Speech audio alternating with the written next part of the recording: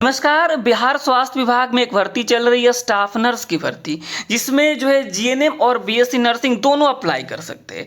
और इसी को लेकर जो है पटना हाई कोर्ट में एक केस भी चल रहा है। और ये इस भर्ती आने से पहले ही वो केस फाइल हो गया था, यानी दिसंबर 2024 में ही केस फाइल हो गया था जूली कुमारी जी के द्वारा, क्योंकि नियमावली उसी वक्त बन गई थी। और उस नियमावली में इस बात का मेंशन कर दिया गया था कि जीएनएम और बीएससी नर्सिंग दोनों एलिजिबल होंगे। तो अब जो है उस केस का जो है फाइनल जो है ओवरव्यू आने वाला है, सारी चीज़ें हम बताएंगे। साथ ही साथ हम बात करेंगे जो है स्कोर कार्ड को लेकर के, स्क्रूटनी को लेकर के, नॉर्मलाइजेशन को लेकर के, और जो है फाइनल ज्वाइनिंग को लेकर के, क्योंकि इसमें कई केस हुए हैं। आपको पता है रिंकू कुमारी वाला भी केस हुआ है, जिसमें बहुत सारे लोगों को रिलैक्सेशन मिला था कि जो है जिन लोगों का रजिस्ट्रेशन नहीं है बीएनआरसी से, वे लोग भी फॉर्म भर पाएँ। तो उस केस के बारे में भी बात कर लेंगे। यानी ओवरऑल आपको बिहार स्वास्थ्य विभाग की ये जो भर्ती है, जिसमें 11,389 सीट है, सबके बारे में आपको जो है जानकारी दे देंगे। तो आप इस वीडियो को पूरा देखिएगा। चैनल को सब्सक्राइब नहीं किए हैं तो जरूर कर लीजिएगा, आपके लिए जो है बहुत ही हेल्पफुल होने वाला है सारी चीज़ें।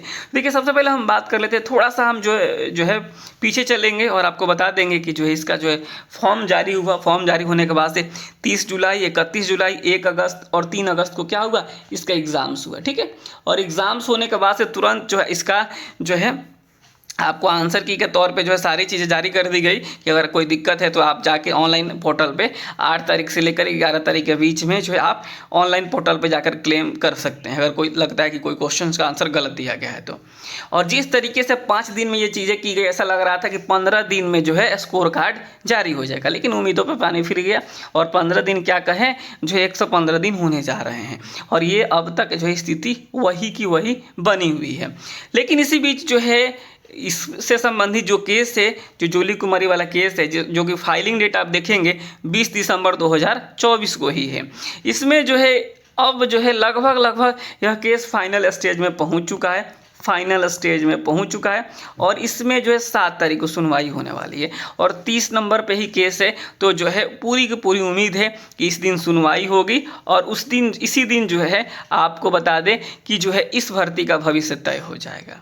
मैं ऐसा इसलिए बोल रहा हूँ कि अगर किसी तरीके से इसमें जो है हस्तक्षेप हुआ तो जो है ये मामला और आगे बढ़ जाएगा।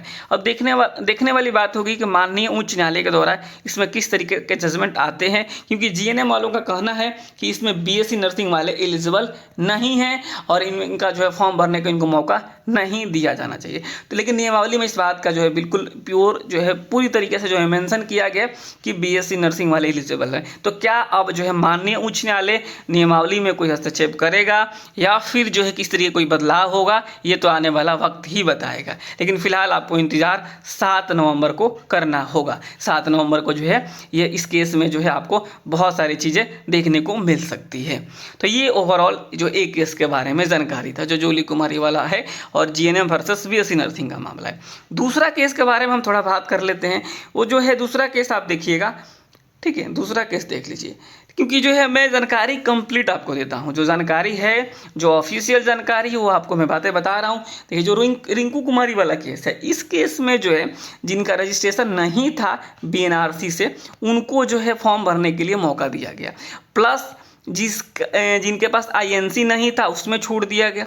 और जजमेंट की कॉपी आप देखेंगे तो इसमें एक बात कही गई है, यहाँ पर देखिएगा, the petitioners will also be required to have their diploma and degree registered with Bihar nursing council which they shall do over a period of time but their application shall not be rejected on the count.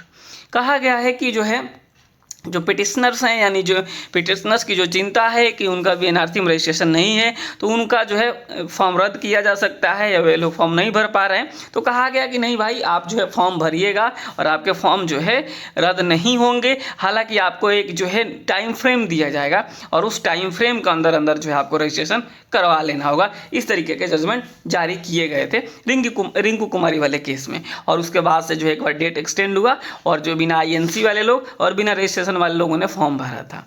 ठीक है, हालांकि इस बात का भी mention किया गया कि जो ये लोग जो फॉर्म भर रहे हैं, इनका जो है टोटली डिपेंड करेगा कि जो है फाइनल इसमें रिजल्ट्स कैसा आता है, फाइनल जजमेंट कैसा आता है। फाइनल जजमेंट पे ही इनका रिजल्ट्स जो है डिपेंड करेगा। ये बातें भी आपको पता होनी चाहिए। तो कुल मिलाकर ओवरऑल जो दो मुख्य केस इसमें यही है, एक जूली कुमारी वाला जो कि जीएनएम वर्सेस बीएससी नर्सिंग का मामला है, और एक रिंकू कुमारी वाला जिसमें कि आईएनसी, नॉन आईएनसी जो है, बीएनआरसी, ये सारी चीज़ें हैं। अब आपको बातें समझ में आ गई होगी।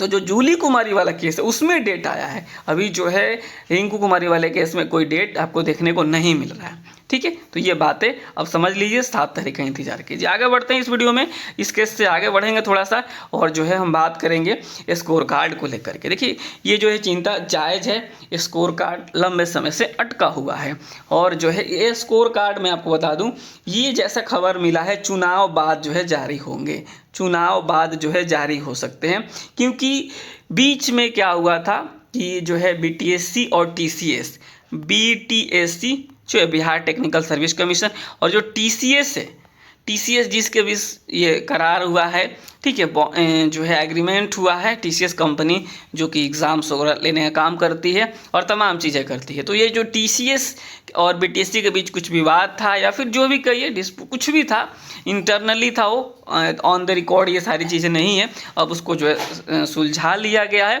अब जो है ऐसा खबर मिला है कि चुनाव के तुरंत बाद यानी 14 नवंबर के बाद जो है आपको इसमें स्कोर कार्ड देखने को मिलेगा। ठीक है, यानी 7 नवंबर को जो है सुनवाई होगी और 14 नवंबर के बाद आपको स्कोर कार्ड देखने को मिलेगा। जैसे ही स्कोर कार्ड जारी किया जाएगा उसके बाद स्क्रूटनी होंगे, फिर डॉक्यूमेंट वेरिफिकेशंस होगा, और डॉक्यूमेंट वेरिफिकेशंस होने के बाद से एक बात और समझिएगा, पहले स्कोर कार्ड जारी होने से पहले आपका नॉर्मलाइजेशन भी होगा। ठीक है, ये बातें भी आपके मन में होनी चाहिए। और जो है डॉक्यूमेंट वेरिफिकेशंस होंगे, और डॉक्यूमेंट वेरिफिकेशंस होने के बाद रिंकू कुमारी वाले केस का इंतज़ार होगा।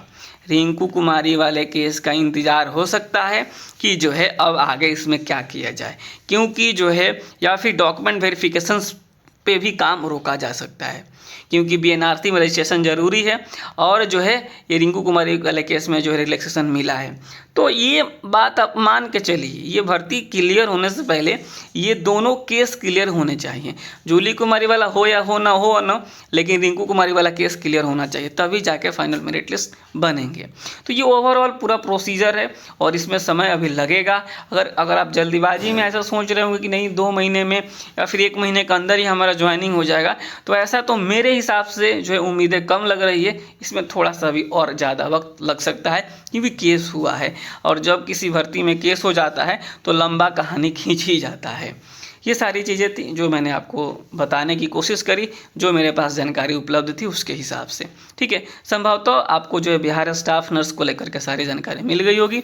तो जो है आप कमेंट्स करके ज़रूर बताइएगा अगर आपका कोई सवाल रह गया हो तो। साथ ही साथ आपसे अनुरोध करेंगे कि चैनल को सब्सक्राइब करना बिल्कुल मत भूलिएगा, और जो वीडियो को तो शेयर कर ही दीजिएगा। यही जो है यथास्थिति है बिहार स्टाफ नर्स भर्ती